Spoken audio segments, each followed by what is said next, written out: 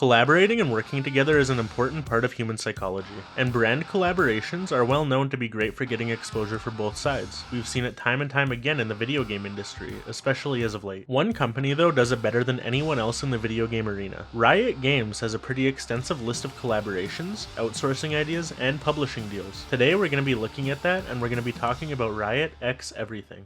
Riot in the modern day is a behemoth in the gaming world, but musically they've also been massively successful. From popular titles such as Warriors by Imagine Dragons, to Pop Stars by KDA, and a few more that you may have never even realized were Riot music projects, you can see the massive growth they've been experiencing in their music department as of late. In my opinion, some of their songs are a little bit underwhelming. There is a tendency for much of their music to sound really similar to previous songs, but with an ever-increasing array of music spanning many genres, tons of people have found at least one song that they really like from Riot. Even in my personal life, I know multiple people who have put on a song or mentioned it and then gotten incredibly surprised when I tell them, hey, this song was made for League of Legends. We're also seeing time and time again that these songs have the ability to chart. On Spotify, YouTube, and more traditional charts, these songs made for League, Valorant, or Arcane are now competing with top artists like Justin Bieber and Drake. This all started way back in 2014 when Imagine Dragons spearheaded this program. They came out with Warriors, which was the first collaboration with Riot and the song for the League of Legends World Championships of that year. It was just so cool in my mind that a big time band like this, a big time band that had made Radioactive, was making a song for a game that I played. It really blew my mind. And then something even more amazing happened. Riot made more music, and more, even coming around full circle and working with Imagine Dragons more. Eventually, Riot Games music was formed. This was an attempt to create a marriage between the beloved virtual characters and world, and the heavy-hitting musical artists that would become their voice.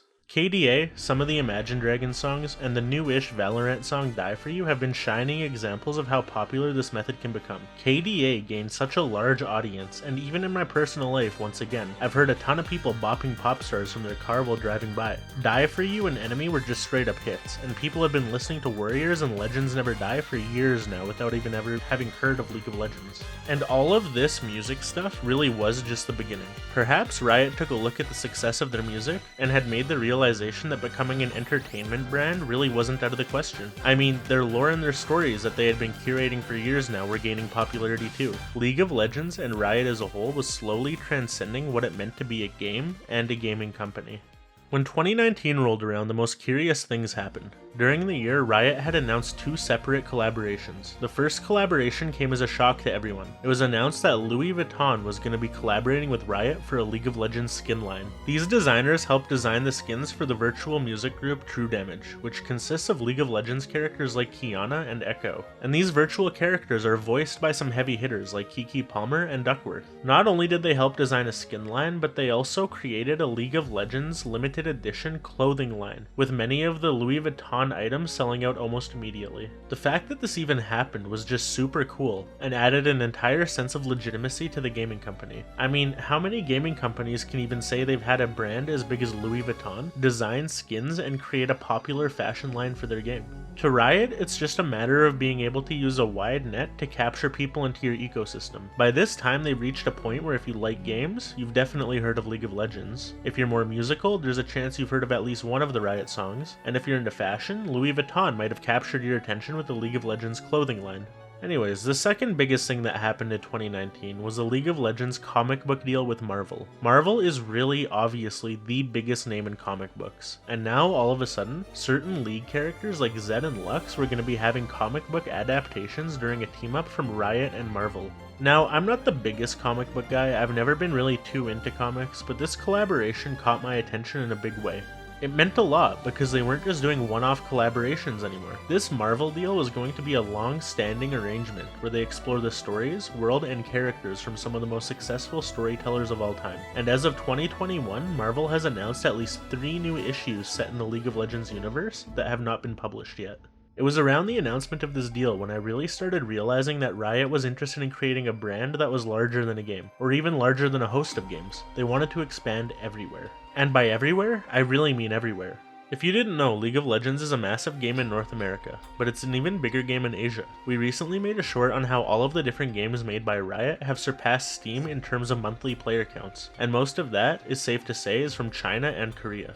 A company by the name of Oppo, which is an electronics and mobile communications company based in China. From what I can tell, they are pretty big over there and they sell products all over the world. Perhaps not as big as a company like Apple, but I digress. Riot Games in 2021 partnered with this company to sponsor the League of Legends World Championships in a multi-year deal. With this deal came a limited edition League of Legends smartphone and watch. It may not sound quite as flashy as a deal with Louis Vuitton or Marvel, but it's absolutely massive in its own way. If the idea is to make branding of League of Legends completely inescapable, an amazing way to go about doing that is to form a deal with a major smart product manufacturer. Or, by making deals with absolutely everybody under the sun. The examples I mentioned so far are really just the tip of the iceberg, and Riot has collaborative consumer products, entertainment products, and art in all forms. Outside of some of the things I've already talked about, they've worked with everyone from Ducati, who manufactures motorcycles, to Fortnite, Among Us, PUBG Mobile, Magic the Gathering, multiple authors to create novels, composers to create songs, guitar manufacturers, and even the NBA has had little League of Legends Easter egg moments. At the end of the day, the idea of collaborating really is a timeless one. People have been interested in marketing their products or services in a symbiotic way with another entity since the dawn of time. It's really the best way to get your name out there. But there's in some ways a second way to go about this. Outsourcing is important too, especially when it's a collaborative outsource. You see, you can just pay somebody to do work for you and then give them as much or as little license to run with it as you want. But the way Riot has been formulating these processes have just been phenomenal. I wanted to talk about Arcane first. Arcane was a hit TV show that I'm sure you've heard of, made by Riot Games and a studio called Fortiche. Fortiche is a pretty big heavy hitter in the 3D animation world. They've worked with everyone from Ubisoft to music videos for songs like Coldplay, and now they can add another massive project to their resume. Arcane was made with a lot of heart, soul, and detail, an amazing level of detail. A detail that really couldn't have been achieved without Riot's direct supervision. Now, I'm not saying that Riot stood over the shoulder of Fortiche and guided them every single step of the way, but they clearly had some level of oversight throughout the project, and the involved hands-on approach worked in spades. Arcane ended up being universally loved by audience and critics, minus a few people who didn't care for it much. Arcane completely changed what it meant to make a game into a TV show. Yeah, Arcane really was great, and I suggest you go watch it if you haven't seen it already. But the second form of outsourcing I wanted to talk to you about was Riot Forge. Now, we already have a video about Riot Forge that you can go check out, but I think that it's really important to at least mention it here too. The idea is that a part of Riot Games is now acting as a publisher. They're allowing smaller game studios to work on their IP in a very eyes-on, hands-off way. A level of oversight that allows Riot to keep up with the games and keep them within their vision and their scope, but still give enough creative license to the smaller studios that they really get their chance to shine. And you know what? It worked. The Ruined King was just a great game, so go check that out too. And the final important piece of the puzzle is how to interact with content creators. Now, this isn't really a collaboration, and it's also not outsourcing, but it does fall under the umbrella of interacting with another individual in order to promote both your product and theirs. So I'm gonna throw it in here anyway.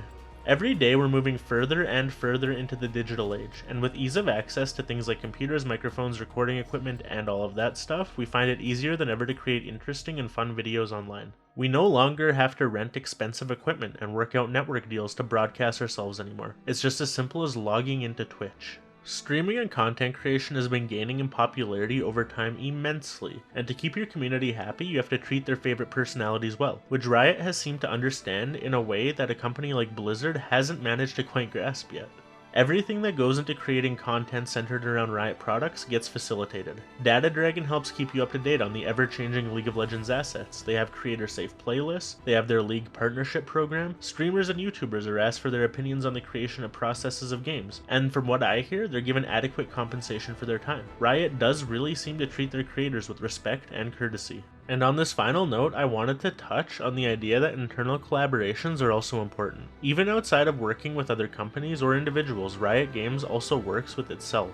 For example, the Ruination event in League of Legends saw many skins come to Valorant, and the Ruined skin line in their shooter was really well received. Cross-product collaborations have shown the potential to be absolutely massive in terms of shifting people from game to game, as well as generating the big bucks for Riot. At the end of the day, the company is only as good as the experience they provide to their people, and I think it's safe to say whether you like the games they make or not, Riot has been cultivating an experience that's up to this point unheard of, and it really doesn't seem like they plan to stop anytime soon.